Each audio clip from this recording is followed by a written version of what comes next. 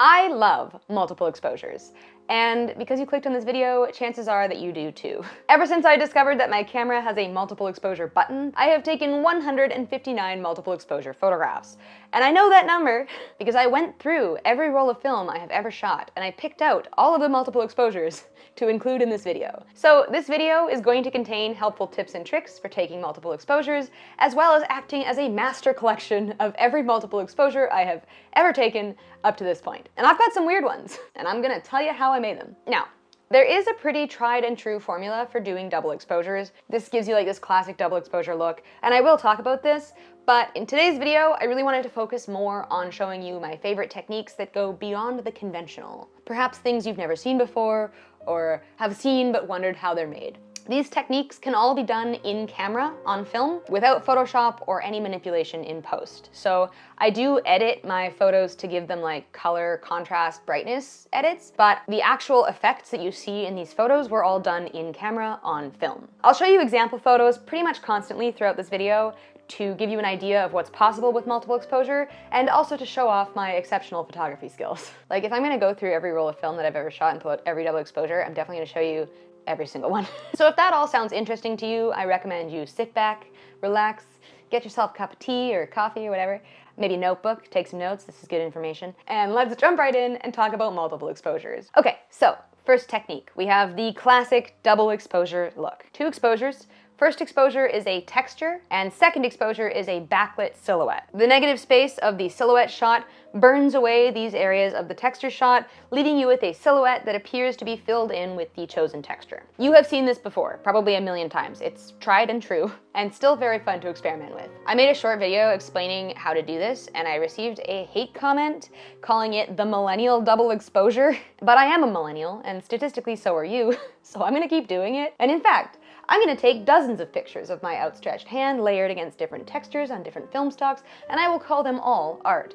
And I will display them as a gestalt collage that captures my experience of the world's tactility in colorful fragments like a true painter of light. Next up, I'd like to talk about layered exposures. These are fairly simple to make. I use either a 400 or 800 ISO film, and I underexpose the first 4 to 5 shots by a stop or two, so the photos don't get too cluttered. Here's what it looks like when they're too cluttered.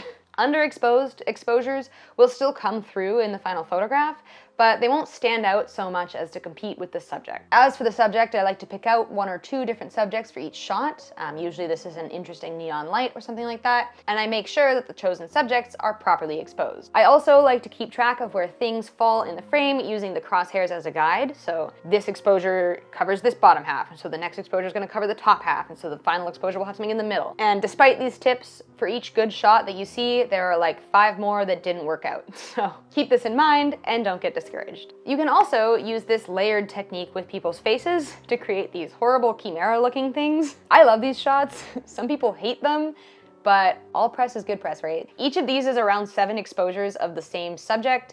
I try to center their face in the same place and then just take a picture from each different direction rotating around their face. Or for this one, this is a self-portrait and I just made a bunch of different expressions. Okay, moving on, we have the blur and focus. So for this one, you wanna take your first shot super out of focus, and then you wanna take a second shot of the exact same thing in focus. I recommend using a tripod for this so that your exposures can be as perfectly layered as possible.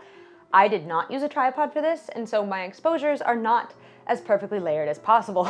But you get the gist, right? It creates this beautiful halo or haze around the subject. There's also an adjacent technique that I like to call the fade out, which is where you take a few different shots of your subject all in different areas of the frame with various levels of focus. It can look kind of tacky, but I think in the right conditions, this can be a really cool effect.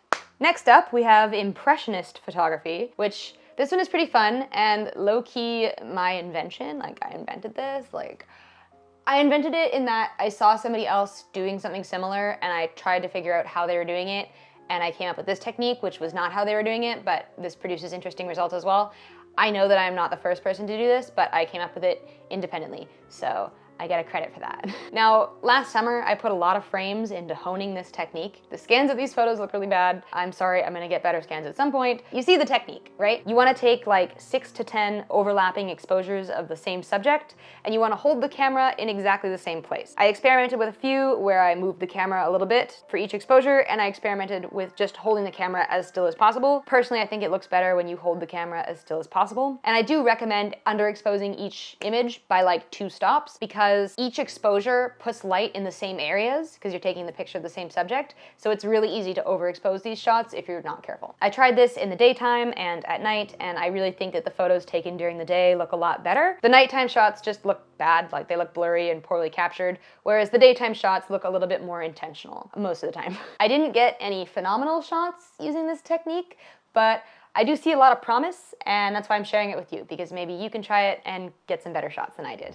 So another double exposure technique that I want to talk about is the light painting overlay look. This works best at night using city lights or neon light, and I think there's a lot of great creative potential here. You want to take the first photo with a slow shutter speed, something like 1/120th to 1 second, and as you take the photo, you want to drag it to smear the light. You're gonna wanna have a higher than usual aperture for this first shot because the long exposure will let in a lot of light, and you're gonna be putting another image on top of this one, so it's cool to underexpose it. Maybe shoot at like f7 to 10, depending on how much ambient light you're capturing. Then you wanna take your second shot. Now this one is gonna be exposed properly at a regular shutter speed, you know, like 1/100th to 1/160th of a second. The first image will create a smear of color and light, which underlies the texture of the second image. But based off of my results, I'd like to warn you that LED lights don't work very well for this because they flicker. Usually the flickering is imperceptibly fast, so you can't see it, but your camera will see it at a low shutter speed and will capture the light trail as like a line of dots. Keep that in mind. You want to use this technique on real neon.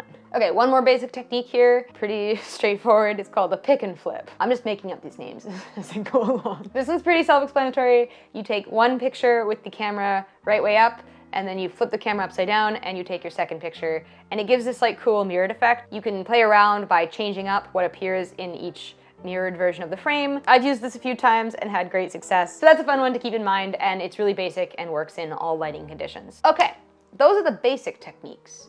Now I'll mention a few that require some extra equipment. First off, we've got this kaleidoscope overlay effect. I use the Psycho kaleidoscope filter from SZ Filters to achieve this look, but you could use like any prism, or even like some Christmas ornaments are pretty good for this purpose. So the first shot is like a texture shot. I use the kaleidoscope filter, I slightly underexpose the shot, and I focus on the subject's eyeball. The second shot is just like a regular portrait, and you get this kind of weird eyes everywhere look. I thought this one was pretty fun, and I've definitely used it enough times. Another eyeball-centric technique is the good old tube method. For this shot, I used a toilet paper tube to isolate just the subject's eyeball, and then I layered like 11 different exposures of just the eyeball in different areas of the frame. I used the same technique for these ones, but isolated the entire head. And honestly, I had like a whole phase of using toilet paper tubes to cut out different areas of the frame. It's really, really useful for isolating parts of the body when you want them to have this ghostly effect or transparent effect or like a movement kind of thing. Here's a few example photos where I used a combination of this method and some of the other techniques that I've talked about. I've had a lot of fun over the last few years developing and experimenting with these techniques, so I'm glad that I've finally gotten around to making a video and sharing them all with you. A few useful tools that I want to mention before I go. I mentioned the kaleidoscope filter, that one's great. The tube, that one's great. But also Nisha has these cool like double exposure attachment tools. I've never used one, but they seem really cool. They cover half of your image so that you can play around with blocking out portions of your frame. If you get one of these, or if you want to just make one, I would be really curious to see what happens when you only rotate the filter 90 degrees per exposure instead of 180. Another useful tool is these pre-exposed film stocks. I've talked about these a few times on my channel, but I really like them. These come exposed with different patterns or colors. There's Psychedelic Blues number 6, which comes pre-exposed with geometric shapes of different colors. And these film stocks are super, super fun to play around with when you're doing multiple exposures because you just get so much going on in the frame and you add that element of unpredictability. Revolog also has a series of pre-exposed films. Here's my favorite portrait that I've ever captured on film, and it is a double exposure on Revolog Tesla. This was done in camera using the power of pre-exposed film and multiple exposure. And that is pretty much the whole video. I hope that I didn't miss anything important. I feel like I didn't. That is all the techniques that I wanted to share with you today. Thank you all so much for watching. If you liked this video, remember to leave a like. Remember to subscribe to my channel for a new video almost every week, or like, you know, most weeks. Today's video is not sponsored by anybody, so if you're interested in helping to support the channel, you can visit the links in the description below. I have a link called Buy Me a Coffee, which is a one-time $5 donation, and all proceeds from that link go towards helping to improve the kind of content that I'm able to offer on the channel. A huge thank you to everyone who considers that, and a massive thank you to everyone who has already donated. I super appreciate you guys, like, super duper appreciate you guys. Another way that you can help the channel is by buying film. And I know that you were probably gonna do that anyway, right? So you can help the channel in the process. That is the other link in the description below. It is an affiliate link for Freestyle Photo LA. Do consider clicking that, buying some film, and helping me out in the process. And also uninstall Honey, because Honey takes my affiliate commissions and the affiliate commissions of everybody else. Thanks again to everyone for watching today's video. I will see you in a few weeks with a new video. And in the meantime, I want you all to stay sharp and don't forget to keep shooting. Bye, guys.